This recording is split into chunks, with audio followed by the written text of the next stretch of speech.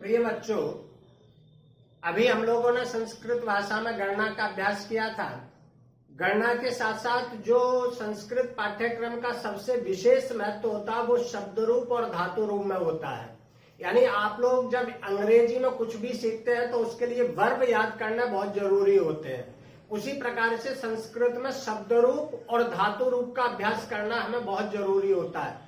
सबसे पहले आज हम लोग अकारांत राम शब्द का अभ्यास करेंगे। अकारांत यानी क्या? जिन शब्दों के अंत में अ आता हो, छोटा अ। जैसे मान लो आपने लिखा विवेक, तो विवेक के अंत में आप देखेंगे क्या है? क में अ। यानी जब विवेक को वर्ण विच्छेद करेंगे तो व ई व ए क अ, तो लास्ट में हुआ आ। इसको हम बोलते हैं अकारांत। यानी संस्कृत भाषा में सबसे महत्वपूर्ण ये शब्द होते हैं।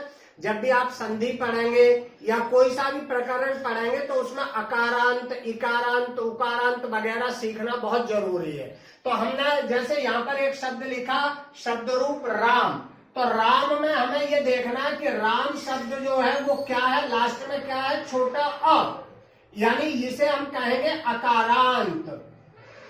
तो अकारांत जितने भी शब्द होते हैं वो सारे के सारे रूप एक जैसे चलते हैं।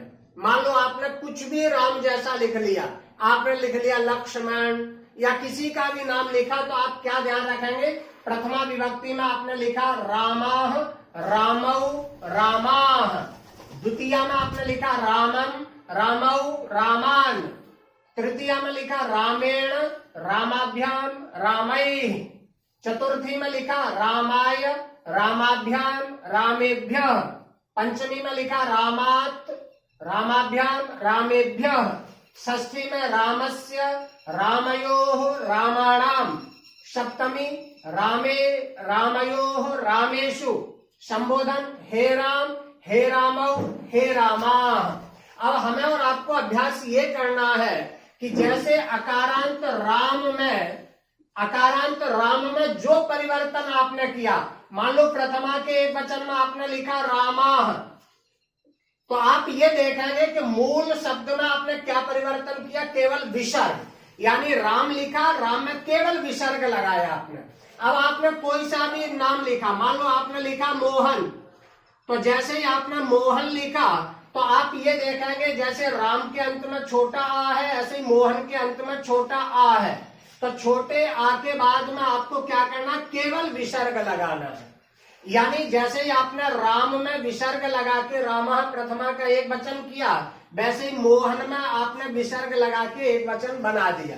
मान लो आपने और कोई नाम लिया, आपने लिया संजय, तो संजय में आपने संजय हिंदी में लिखा और संजय पर क्या करना? क्योंकि संजय भी अकारांत है, छोटा अ लास्ट में है, तो जैसे आपने राम पर विसर्ग लगाए ऐसे ही आप संजय पर विसर्ग लगाएंगे तो इसको कहेंगे संजयः। ऐसे ही कोई सा भी रूप, मान लो हमने द्वितीया के एक वचन में पहुंचे, तो द्वितीया के एक वचन में आप देखिए आपने लिखा राम, परिवर्तन क्या हुआ? राम के बाद केवल आधा माँ आपने और बढ़ाया, तो आधा माँ जो आपने बढ़ाया यही आप मोहन में कर दीजिए।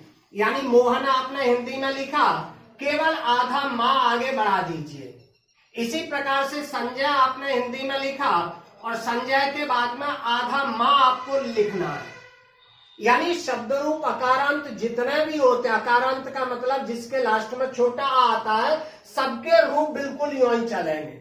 आपने और कोई सा भी नाम लिया, मान लो आपने लक्ष्मण लिया, तो लक्ष्मण में आप क्या करेंगे? हिंदी में लक्ष्मण आप लिख लीजिए। लक्ष्मण लिखा, राम लिखा, राम में आधा माँ बनाया, जोड़ दिया, वैसे ही लक्ष्मण में जोड़ दीजिए।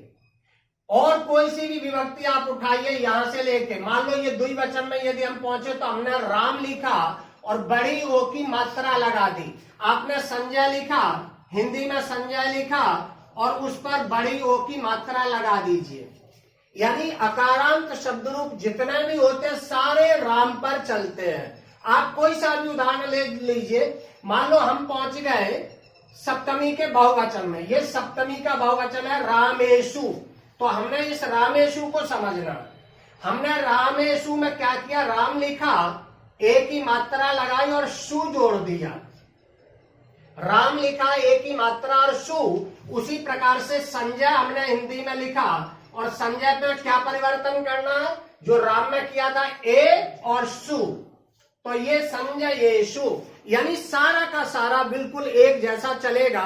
तो अभी के अभ्यास में हम लोग राम जैसे और अकारांत सारे शब्द रूप का अभ्यास करेंगे। धन्यवाद।